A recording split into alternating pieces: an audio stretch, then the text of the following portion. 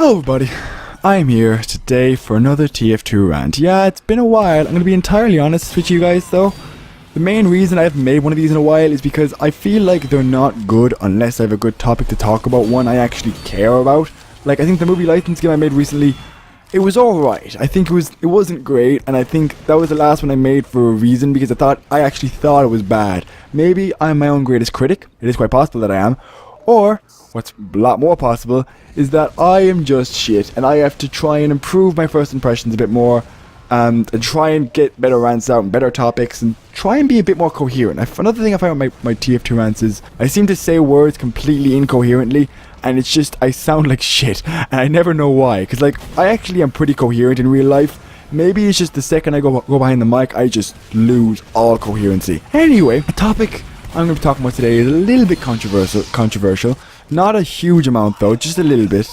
I'm trying to avoid as big a deal as violence in video games, which was, even though I like that rant, which is the idea of the objectification of women. Now, this has been a bit of a stir, purely because of one YouTuber. I'm not going to go into much detail about her, but I will mention her later. The idea that really women are nothing but objectified in video games, and I think it's... I'm not going to give out about the person who made it, the person who made these videos, and the person who kind of shone light at the situation, purely because I don't want to just single out this person and go, she's completely wrong, I don't think she's right in any way, because I think I don't have a right to do that. Just as I have the right to contradict her and anyone else to contradict her, she has a right to say it, so I can't just go completely against her when she says stuff like this. The person that we're talking about, of course, is Anita Sarkeesian. I think I pronounced that right, I hope I did.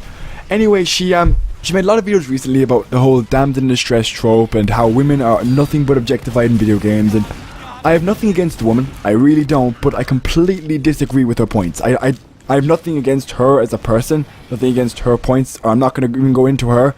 This rest of this video will be about the objectification of women, not about her, because I don't want to talk about how she's cherry picking or any of the accusations she's received over her videos. I'm going to talk about the objectification of women. Now, really, from the get-go, yeah, I agree that when video games were a very, very young, very, very immature kind of market, the women were objectified. But I think that was just to attract more people, because they were worried. They thought that their market would die if they didn't, bring in the one biggest demographic, which was teenage boys. As a result, I'm not going to completely go against her on that one, because yeah, it's true that way back in the day, like back in the Mario days, women were slightly objectified. Like Peach, despite what you might say, she was an object to receive. Now, I know as well that her and the original person in the original Donkey Kong, I'm sorry, I'll edit in the answer in a minute, but I just don't know it. Those two people, they both are objects to be obtained. They're objectified. They are, like, in the end, they're your prize. That's what you get for beating the game and beating Bowser and doing all that different stuff, or Donkey Kong, whatever the game is. Beating any of those, that's your prize in the end. But I think over time, as soon as video games stop being so reliant on this immature kind of, we need to get in as many teenage boys as possible and that's the best way to do it, I think they've realized that they're a fully grown, fully fleshed out market now, and they actually have legitimacy. Like, maybe back then, it's true back then, and they were right to believe that back then they didn't have legitimacy. It was a wasteland. There was no niches, there was no tropes, there was no perfect way to do anything. Really, it was all fair game, and no one knew exactly what fair game was at the time.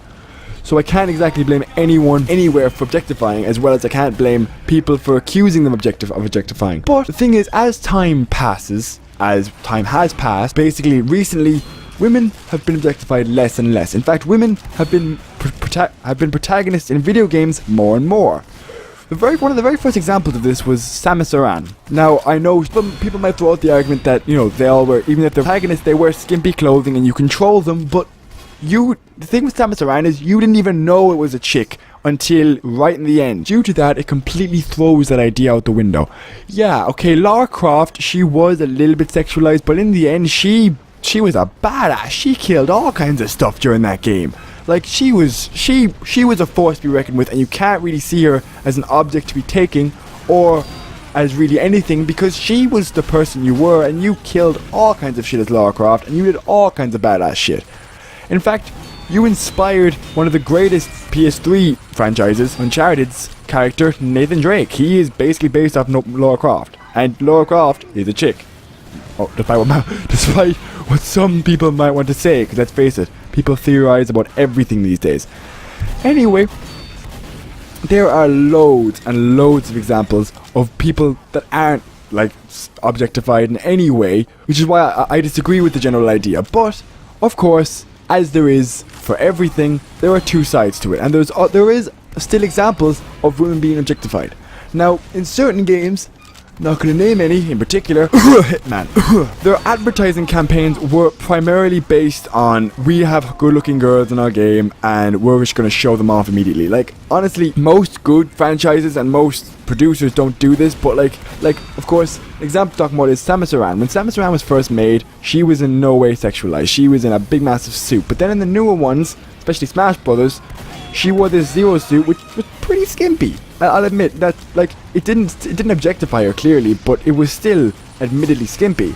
She's still not an objectified character even then, so I'm not going to go against the Japanese over that. I'm not going to be like going against them making games, because they make very, very good games. They basically restarted the market with Nintendo. To finish up, as a last point, one last thing I want to say, that despite the examples on both ends of women being objectified and not being objectified, there are also examples of men being stereotyped. Let's face it, most men in video games are big muscly guys who just take on everything. An example of this is there's never any bad guys who are female. It's always the guys who are seen as the evil person, or really the thing you have to fight. And like, maybe that's a sheer coincidence, but I highly doubt it. It's pretty much the same affliction that the other side has had. And on that, I highly disagree with only women being stereotyped. I think both sides are stereotyped in a certain way. And now the objectification is seen in certain games. There's still some games that do it very, very, very badly. But like, as in, there's men who are stereotyped as well. Like, they're always seen in a certain way. And I think that's just the way it is. I don't think it's a matter of with just women being afflicted by that. To finish off, what I'm going to say, just to round it all up and just to add an extra point, is that really, the women probably will always be sexualized to a point, as in, I'd say the general sexualization of women is gone. I'd say like not everyone does it anymore. Most people don't. In fact, most AAA releases don't take advantage of that. But there are some smaller companies that want to make in the money from the smaller teenage boys, and they will take advantage of that. They will objectify women, and that problem, and through there, it will always exist. But I don't think it will exist as prevalently as when it first began. And I think, honestly, a lot of these women are exaggerating a fair bit as for how these women are sexualized.